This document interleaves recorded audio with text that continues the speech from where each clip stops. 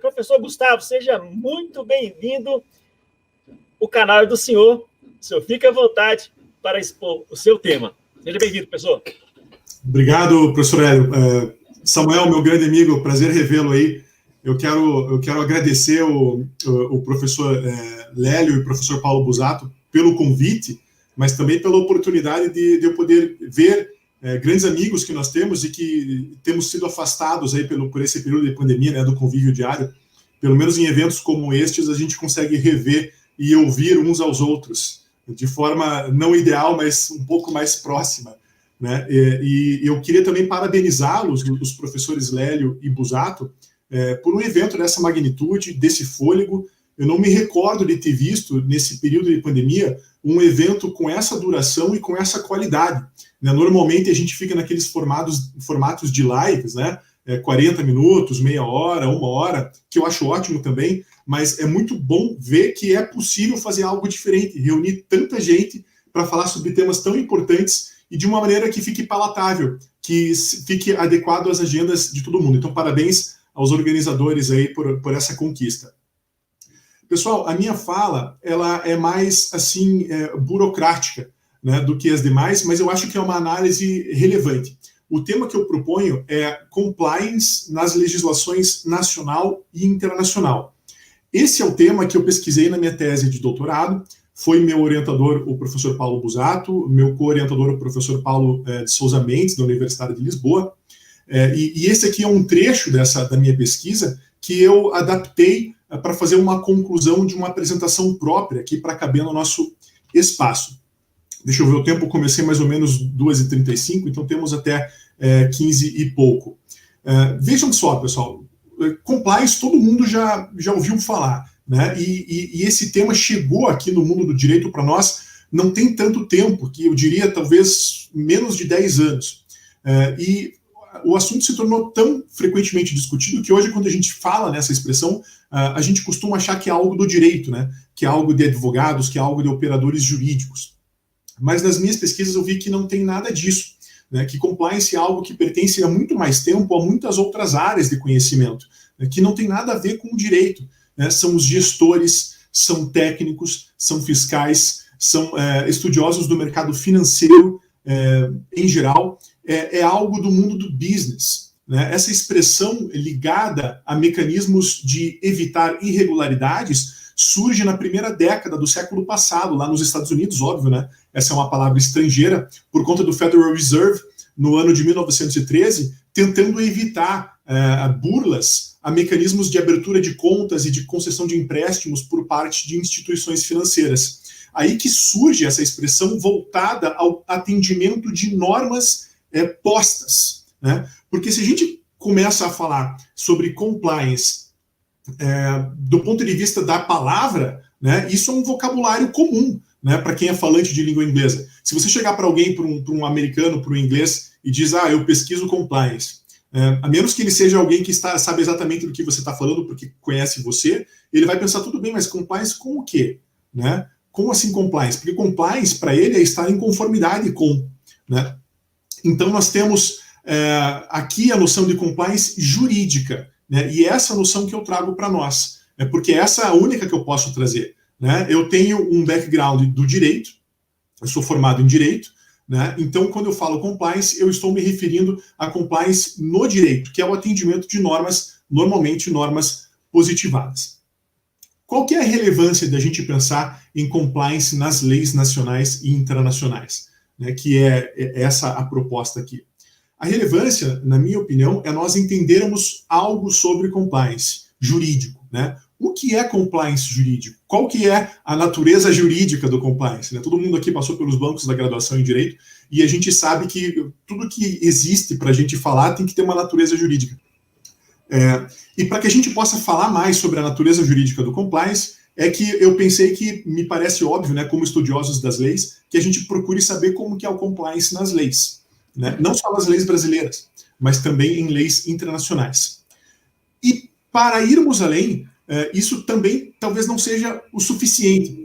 E a gente precisa também falar um pouquinho sobre como que é o compliance em sua apresentação formal nos códigos e nas normas que as próprias empresas, as corporações, divulgam ao público, né? Então, uma coisa a gente vê como é que ele é nas leis, outra coisa a gente vê como é que ele é na prática, e ainda um terceiro ponto de análise para a gente poder fechar esse círculo aí e tentarmos entender de fato o que é a compliance, é procurarmos entender o papel que esses programas desempenharam em casos reais de crimes ou outros ilícitos envolvendo grandes corporações. Então foi isso que eu fiz aqui e procurei trazer para vocês de modo bastante resumido. Vamos começar falando do compliance nas leis, né? Essa é a parte mais burocrática aqui da fala, mas eu acho indispensável para quem quer estudar, né, esse assunto. São referências legislativas mínimas, pessoal, que eu trago aqui para vocês, são apenas também as mais importantes.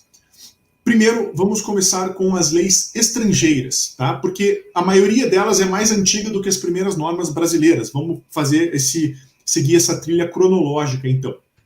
Né? São apenas as mais importantes, não esgotam o tema. Né?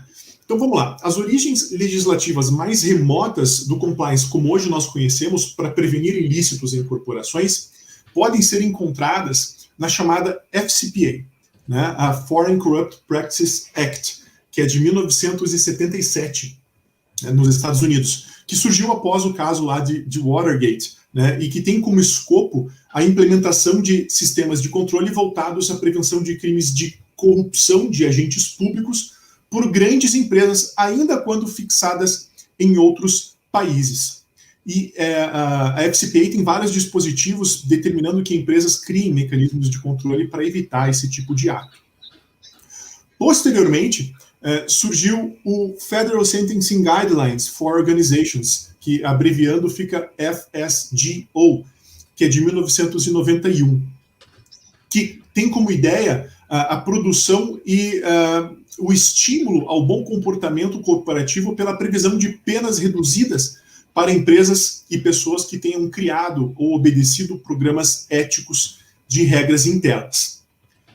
Em 2001, nos Estados Unidos, houve uma modificação em uma lei mais antiga, que é o Criminal Federal Code, em relação à lavagem de dinheiro. Vejam, em 2001, estabelecendo que empresas devem criar e seguir programas de prevenção para conter políticas, procedimentos e controles internos, devem designar compliance officers e devem possuir um permanente programa de capacitação. No ano seguinte, em 2002, ainda nos Estados Unidos, veio a lei SOX, né, que é a Sarbanes-Oxley Act, que é o nome dos parlamentares aí que contribuíram para a promulgação dessa lei. E essa lei é voltada mais a evitar crimes no mercado aberto de investimentos, obrigando acionistas a declarar o compromisso de retidão das informações que prestam ao controle acionário sob pena de responder pelo crime de falsidade, combinando a esse crime pena de até 20 anos de reclusão. Vindo agora para o Reino Unido, nós temos o Bribery Act, que é de 2010, né, que unificou duas figuras típicas lá no Reino Unido, que é a falha de organizações comerciais para prevenir corrupção, né, e que a empresa pode vir a provar que tinha mecanismos previstos em seu sistema normativo para evitar esse tipo de crime. Então, compliance mais uma vez aí. E em março de 2011, o Ministério da Justiça do Reino Unido publicou diretrizes indicando quais são os procedimentos adequados que se espera dessas empresas. Vamos lá. E na Alemanha, né, pegando as principais leis de países estrangeiros, na Alemanha houve a Lei das Sociedades Anônimas, que publicou em 2002 o Deutscher Corporate Governance Codex, que é um código de governança corporativa alemão, que tem sido usado pela Suprema Corte Alemã como referência em casos de crimes de corrupção entre particulares. Então vejam só, pessoal, nós começamos aqui nas principais leis estrangeiras desde 77 até 2002, né? É um bom tempo já. E aqui no Brasil, voltando agora, chegando no Brasil, nós tivemos primeiros normas administrativas, né, que não eram leis e que eram destinadas a nichos específicos da atuação econômica. Então, primeiramente, nós tivemos aqui normas do Banco Central, normas do COAF, do Conselho Monetário Nacional, que regulam as atividades bancária e financeira de modo geral, para prevenir o que se chama falhas organizativas das instituições financeiras, né? Falhas que são endereçadas, para usar as expressões dos criadores desses programas de prevenção, que são chamadas de Know Your Client, né? O costume de você conhecer o seu cliente, né? O cliente vem te contratar, vem abrir uma conta, vem solicitar um empréstimo, você tem que perguntar quem é você, né? Prove que você é você, que você tem essa renda que você diz que você tem esse emprego, que você mora nesse local. Então, essas políticas foram implementadas a partir desse tipo de costume. E também surge daí a expressão due diligence, que hoje é tão comum no meio corporativo, né? Sempre que vai haver uma fusão, uma cisão, uma compra muito grande, uma venda muito grande, existem empresas de auditoria que fazem esse tipo de levantamento de informações para saber se o fluxo de dados é fidedigno, né, devida diligência. Tudo isso está diretamente relacionado com governança corporativa e com compliance. E isso surge no Brasil, começa a ser impulsionado no Brasil, com essas, por exemplo, resolução do Conselho Monetário Nacional de 98, as cartas circulares do Bacen, que são de 2009 e 2012, uma resolução do COAF de 2012, né? Então, são os pontos de partida da legislação federal brasileira. Falando da legislação federal brasileira, pessoal, vejam como é algo recente aqui para nós. Nós temos a nossa lei de lavagem de dinheiro, que é de 1998. Mas somente em 2012 é que houve uma alteração da lei de lavagem para implementar a obrigação de que instituições financeiras adotem normas de prevenção, os chamados programas de compliance, sob pena de sanção administrativa. E depois vem a reboque uma enxurrada de várias leis brasileiras que demonstram, cada qual em seu nicho, a mesma preocupação. Aquela que deu o pontapé mais forte, me parece que foi a Lei Anticorrupção, né? A Lei 12.846 de 2013, obrigando empresas a implementar controles que são voltados a evitar corrupção em relação a agentes públicos. Então também há algo bastante recortado ali. E que traz a hipótese de responsabilização administrativa de pessoas jurídicas com penas altas. Na sequência, nós tivemos no Brasil também a Lei das Estatais, a Lei 13.303 de 2016, né, que traz uma previsão bem abstrata de programas de compliance, mencionando códigos de conduta e integridade, né, mas para empresas públicas e sociedades de economia mista, né, também outro nicho ali. Tivemos, agora mais recentemente, a Lei Geral de Proteção de Dados, a famosa LGPD, tem dado o que falar, né, a Lei 13.709 de 2018, também estabelecendo que controladores e operadores, no âmbito de suas competências e que gestionam dados pessoais sensíveis, estabeleçam boas práticas de governança. Então, aí, de novo, o compliance. Agora, deste ano, a nova Lei de Licitações, né, 14.133, em diversos dispositivos, traz normas de valorização da adoção de programas de integridade por parte de empresas que desejem contratar com o poder público. Então, vejam, pessoal, o que nós temos visto aqui no Brasil? A gente tem seguido exemplos estrangeiros, né, com diversas leis, cada qual direcionada a pequenos nichos do setor público ou setor privado, que, com vocabulários próprios e muitas vezes contraditórios, tentam nos dizer que a gente tem que adotar programas de compliance, né? A gente, seja do setor privado ou setor público.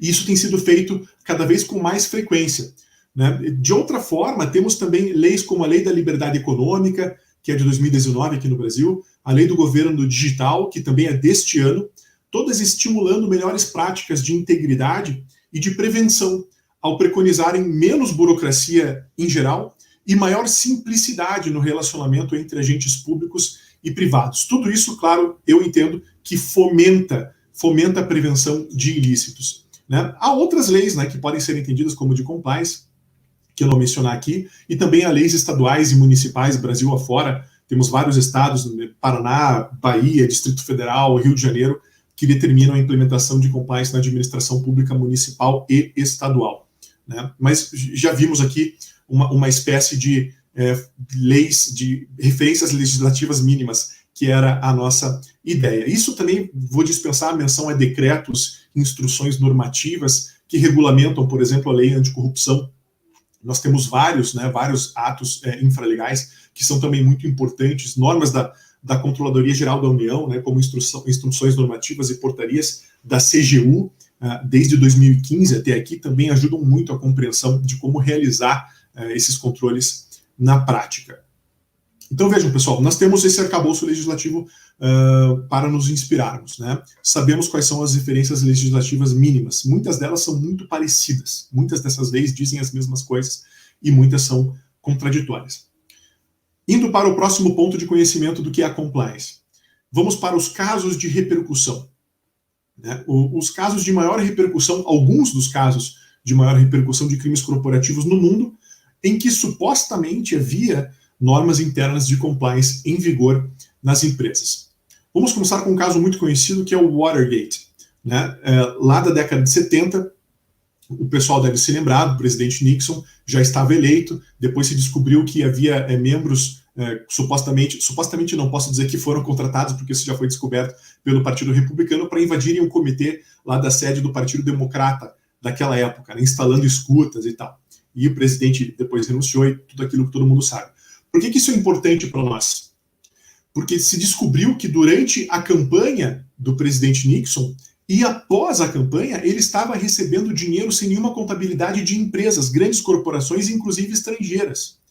Chegou a ser localizado malas de dinheiro em espécie na Casa Branca, lá na Sala Oval, a famosa Sala Oval, que era ocupada pelo presidente Nixon. E foi descoberto que ele usava esse dinheiro para pagar as pessoas desde a época da campanha até aqueles criminosos que foram lá invadir a sede do comitê. Né? O que isso significa para nós? Que a frouxidão da lei, em geral, é um grande motivador, né, de crimes. Leis frouxas, leis não assertivas. Um outro grande escândalo é o caso da Enron, né, mais recente, começo aí do século XXI.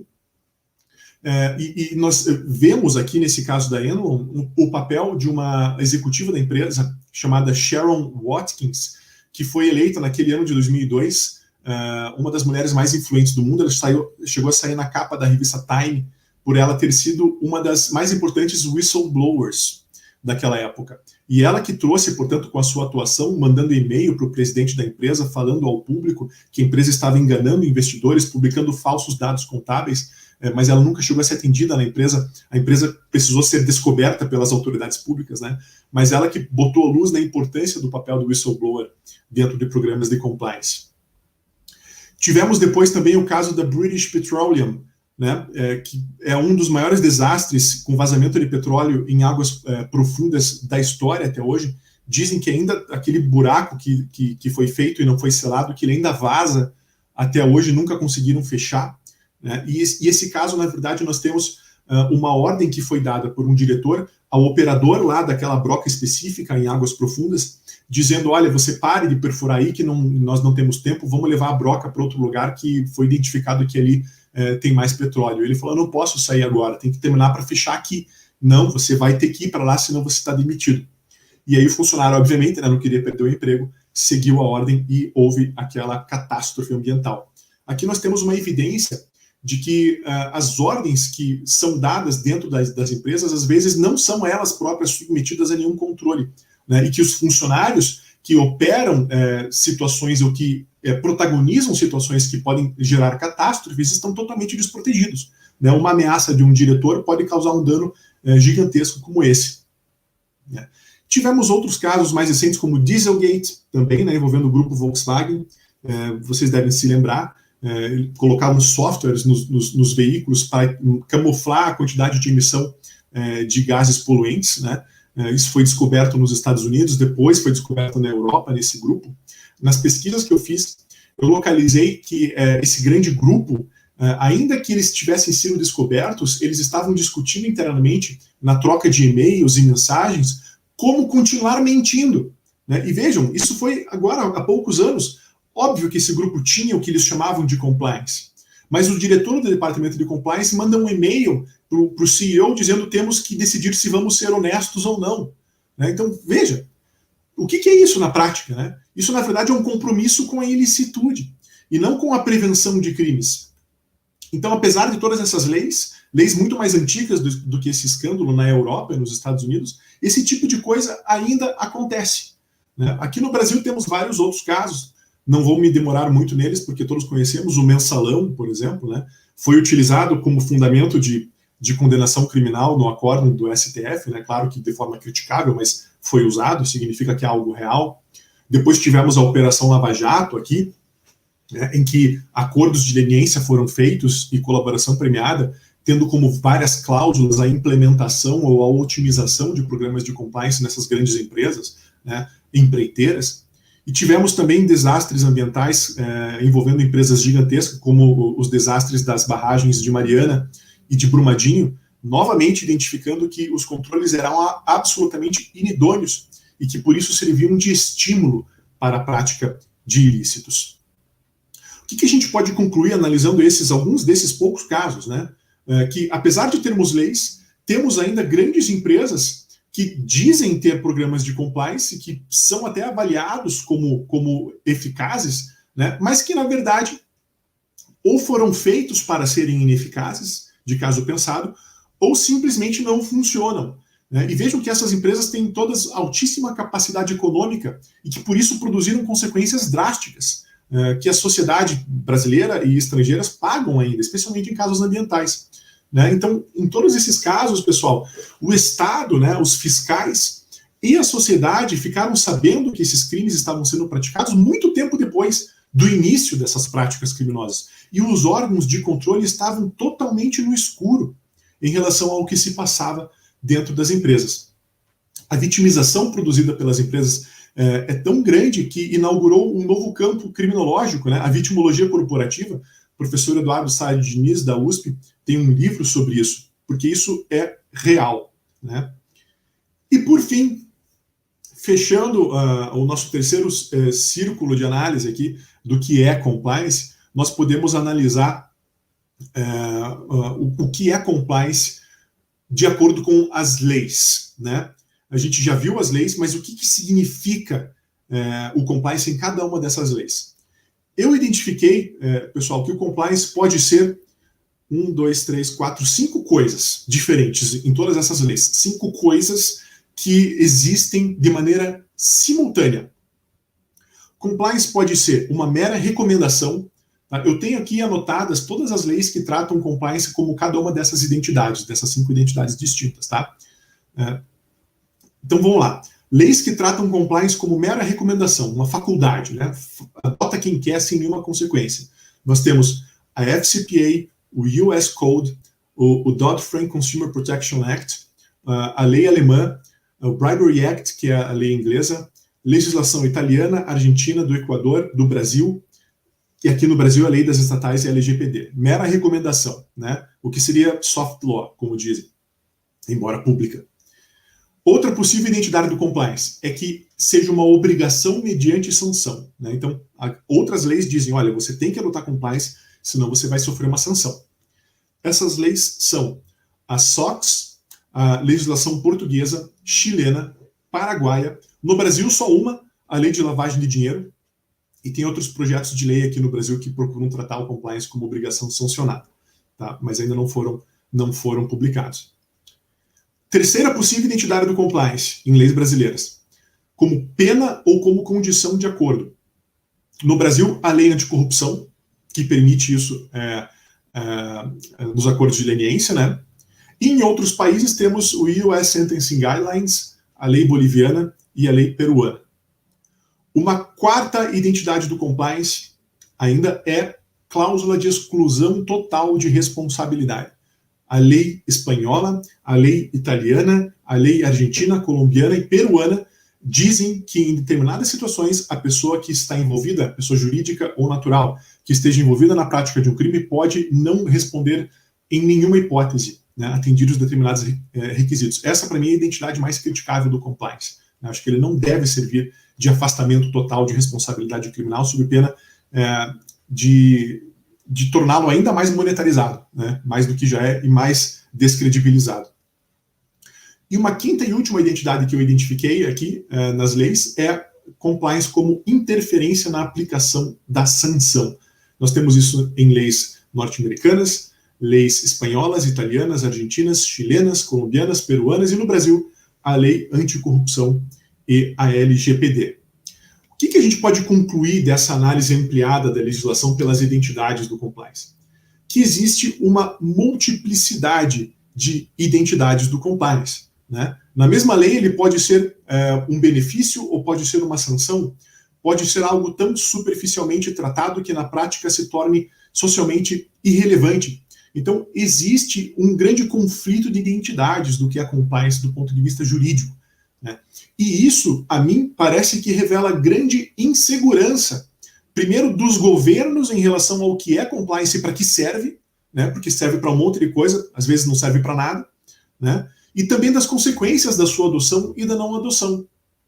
Essa grande insegurança que parte dos governos, que são os órgãos que deveriam ter uma postura assertiva em relação ao significado desse instituto jurídico, essa insegurança se transmite, claro, na prática, para o setor empresarial, para o setor público, né? E isso é uma das causas da inidoneidade dos programas em geral, né? Aquilo que ninguém sabe o que é, como é que eu vou saber e por que eu vou fazer, né? Então, existe esse grande problema, né, em relação ao compliance no direito, não só no Brasil, mas falo aqui especialmente para o Brasil, né? Nós temos omissão legislativa em matéria de compliance em diversos setores aqui no Brasil. Não há nenhuma lei que discipline compliance como prevenção específica de crimes, né? Não há nenhuma lei que discipline o que é o compliance officer, as hipóteses de sua imputação, de sua responsabilização, os significados do que é ser compliance officer. Não existe nenhuma lei sobre isso. Não existe nenhuma disciplina legal geral do compliance para todas as empresas privadas, né? Existe para empresas públicas, mas para empresas privadas nós temos leis esparsas, né, que tratam de compliance de maneira errática, de maneira confusa. Não temos uma lei sobre responsabilidade penal da pessoa jurídica de maneira ampla no Brasil. E as leis mais modernas, as leis mais atuais fora do Brasil, que tratam de compliance de maneira geral, de maneira assertiva, tratam nesta mesma lei de responsabilidade penal da pessoa jurídica. São temas hoje que devem andar de mãos dadas para o combate da criminalidade corporativa, que é um dos maiores focos de produção de riscos, não só no Brasil, como também fora do Brasil. Então nós temos todos esses problemas e ainda assim temos leis, né? Temos leis que falam sobre compliance. Então o que a gente pode entender, partindo agora para a conclusão, dando algumas ideias, algumas propostas do que fazemos, o que poderemos vir a fazer diante desse cenário, que é um cenário, me parece, bastante complicado, né? Que ainda há muito o que melhorar. Nós conhecemos, na prática, o conteúdo de muitos bons programas de compliance, né? Bons até o momento que se prove o contrário, mas me parece que é inevitável, né? O crime é inerradicável, né? Já dizia o sociólogo da virada do século, Durkheim. Então a gente não pode querer que o compliance apague o crime da história da humanidade, muito menos da história daquela empresa, né? O programa de compliance ele deve demonstrar um potencial idôneo, né? Porque em algum dia ele vai falhar, né? Então os programas que demonstram esse potencial idôneo, eles têm basicamente requisitos que são coincidentes, né? Primeiro, identificação de riscos, né, que me parece o ponto mais importante de todo o programa e também o mais complexo, por exigir conhecimentos técnicos multidisciplinares. Nós temos a formação de cultura propícia à fiscalização, que é a cultura de integridade. É muito difícil de avaliar, porque é algo geralmente feito de forma muito subjetiva, mas tem várias empresas, como a Petrobras, por exemplo, com técnicas específicas de entrevistas de colaboradores para identificar se existe um grau aceitável de cultura de integridade ali, então é possível. Um terceiro requisito é normas de organização, de controle e de reprovação. Bons programas têm que ter normas de sanção de seus próprios colaboradores. Um quarto requisito, um bom programa deve conter disciplina de canais de denúncia e de fomento de whistleblowers ou denunciantes e também de sanção de denunciantes quando a denúncia é feita de caso pensado para prejudicar alguém. E um quinto requisito é que o programa, esse é menos comum, mas que o programa preveja as suas próprias hipóteses de aplicação ex ante facto e ex post facto. Ou seja, antes do fato, o programa ele veicula normas de regulação de condutas, né? Capacitação, treinamento, denúncias, orientações, controles. É um compliance preventivo, por essência. E depois do fato, o programa de compliance ainda pode existir. ainda deve existir, mas aí de maneira mais reativa, né, passando a disciplinar consequências como notificações compulsórias a autoridades, comunicações à sociedade, comunicados ao público, procedimentos internos de revisão, estruturação, sanções aplicáveis, eventuais benefícios aplicáveis, e assim sucessivamente. Então, com base nessa experiência prática que nós temos dos bons programas, né, que seguem as leis, nós podemos passar a tentar responder aquela pergunta que me parece que é a pergunta de ouro aqui no programa de compliance. Então, apesar desses problemas, apesar da defasagem legislativa e do ceticismo e do pessimismo de boa parte dos empresários e da população em geral, como garantir a efetividade do programa de compliance? Né? Essa pergunta, pessoal, para você poder tentar respondê-la, me parece que ela tem que ser refeita, na verdade. Porque eu acho errado falar em efetividade do programa de compliance. Muito por conta daquilo que eu acabei de falar. Efetividade é algo que depende de uma verificação empírica. Como um colete balístico, por exemplo. Você dá um tiro no colete, você vê que o projétil atravessa o colete, você vai dizer, esse colete é ineficaz, ou ele é inefetivo. Ele não conteve o projétil. Né? Agora, isso não se aplica para o compliance. Porque o programa de compliance, como eu já sinalizei, ele algum dia vai deixar passar, né, uma falha. Né? Porque essa falha, entre aspas, é humana. Né? Humanos cometem crimes. A gente não está aqui para tentar resolver esse problema humano. A gente está aqui para criar mecanismos idôneos, mecanismos capazes de evitar crimes, dentro do possível. Né? A mim parece que se o empresário está determinado a praticar um crime, ele vai conseguir praticar o crime, independentemente do cenário em que ele está. Então, o problema, na verdade, é quais requisitos permitem avaliar um programa de compliance como idôneo. Né? E aqui eu admito, né, eu sou partidário de um checklist, né, nesse sentido, nós temos que ter alguma objetivação nesse ponto. Né? E nessa checklist, me parece que esses 5 requisitos que eu acabei de falar são indispensáveis. Né? Riscos, cultura, sanção, canais de denúncia, whistleblowers e hipóteses de aplicação. Se você soma esses requisitos e você adota o entendimento de que compliance deve ser algo que tem como objetivo único a prevenção de ilícitos em geral, me parece que a gente está dando um passo no caminho certo. Né? E essa é a natureza jurídica que eu entendo do programa de compliance no direito, né? Do compliance jurídico. Natureza jurídica é preventiva. Prevenção de ilícitos em geral. Quais são as consequências dessa conclusão?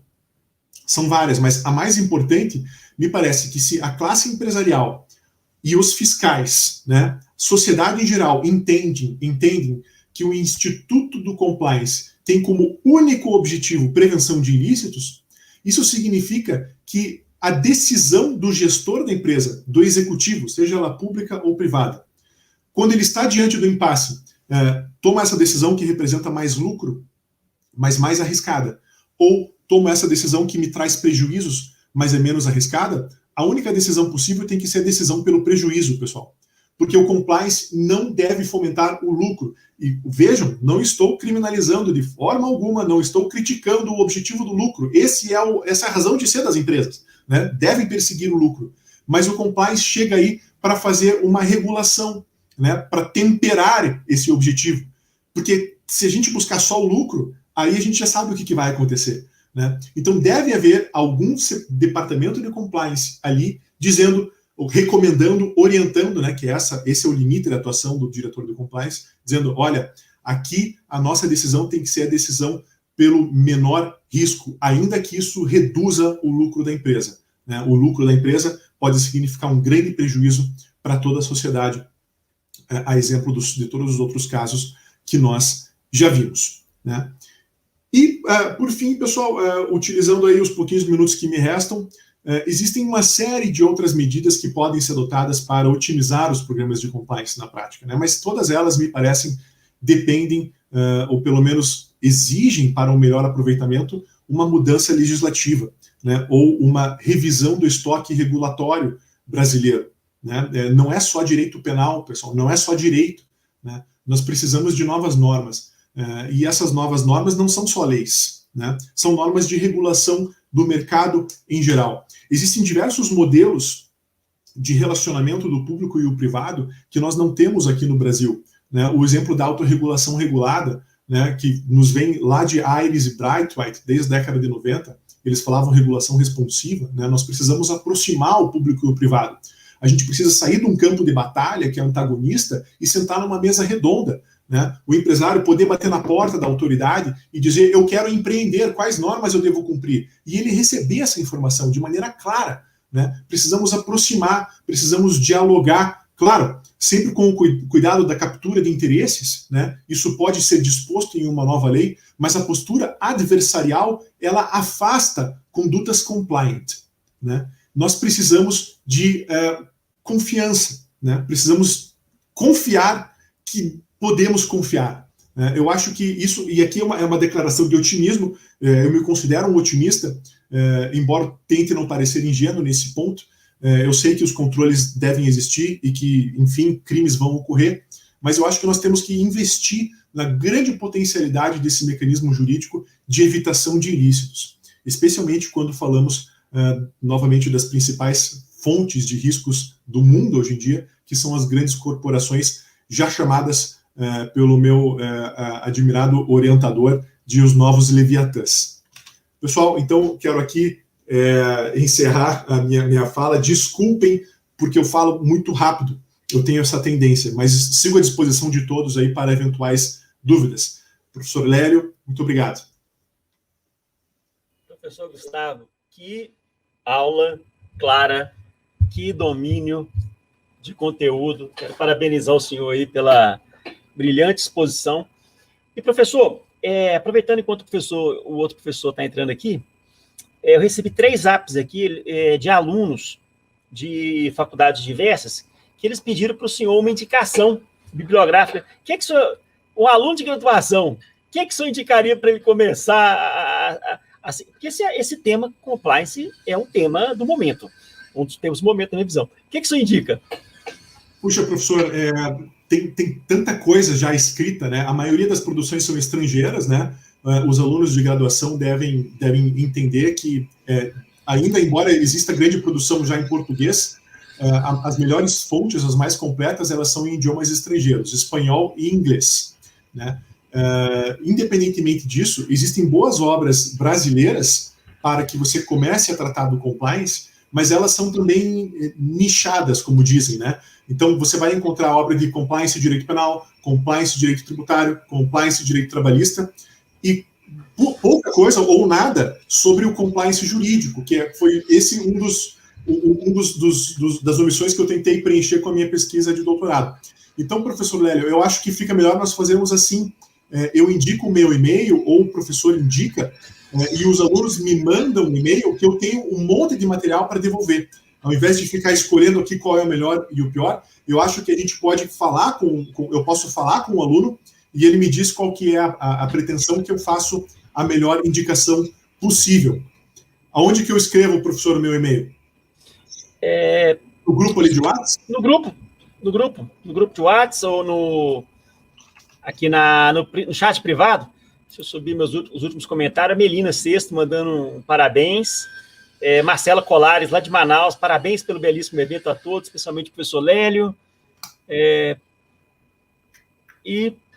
Então, aí, ó, o zap do professor está aqui. Eu vou subir, gente, aqui para vocês.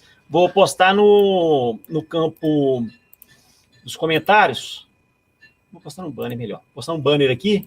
Por favor, anotem. E, professor, agradeço mais uma vez a gentileza do senhor de estar contribuindo, compartilhando essa informação com a comunidade acadêmica brasileira. Eu que agradeço, obrigado a todos e estou à disposição para mais eventos como esse. Muito obrigado. Tá bom, professor, muito obrigado.